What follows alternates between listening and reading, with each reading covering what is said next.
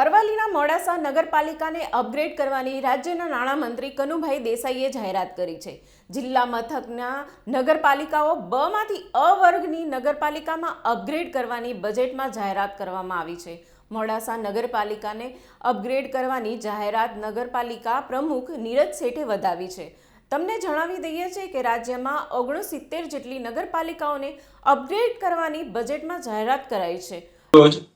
Bopal police station વિસ્તારના ગુમા ગામ ખાતે વિભૂષા બંગલોઝની પાસે વહેલી સવારના રોજ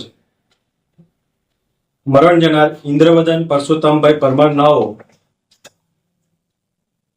ત્યાં દુકાન આગળ ફરતા હતા। તે દરમિયાન અન્ય 3 ઈસમો દ્વારા ચોરીની શંકાના આધારે તેમને પકડી માર મારવામાં આવેલ।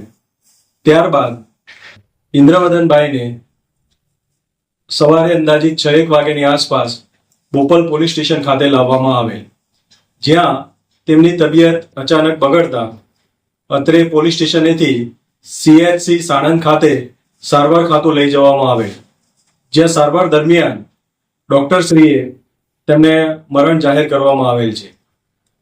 આ બનાવ બાબતે થઈ પરિવારજનોને જાણ કરી તેમજ SDM સાહેબ દ્વારા વિડીયોગ્રાફી કરી ઇન્ક્વેસ્ટ પંચનામા કરવામાં આવેલ છે, તેમજ વધુ વિગતે ફોરેન્સિક પોસ્ટમોર્ટમ રિપોર્ટ કરાવવા બાબતે થઈ અને કાર્યવાહી ચાલુ છે।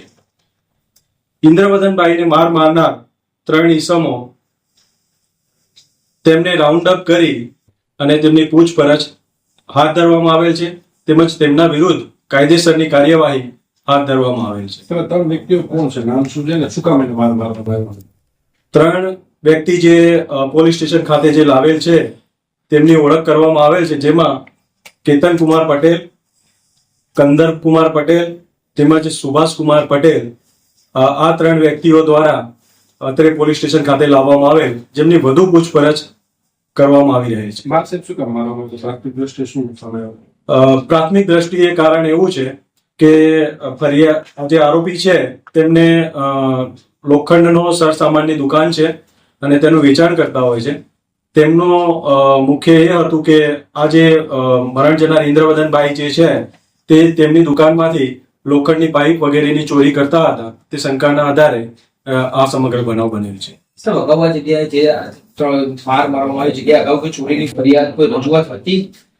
આ અંગે વધુ તપાસ અત્યારે હાથ ધરવામાં આવેલ છે। જે 3 લોકોને નજરઅંદાજ જે ઓળખવામાં આવ્યા છે તે લોકો વિરુદ્ધ કઈ કલમો હેઠળ તો કઈ કાયદેસરની કાર્યવાહીના વિરુદ્ધ થઈ શકે છે? હાલ ફરિયાદ લેવાની પ્રક્રિયા ચાલુ છે અને વધુ વિગતો એકવાર ફરિયાદ લીધા બાદ આપને સમક્ષ રજૂ કરીશું।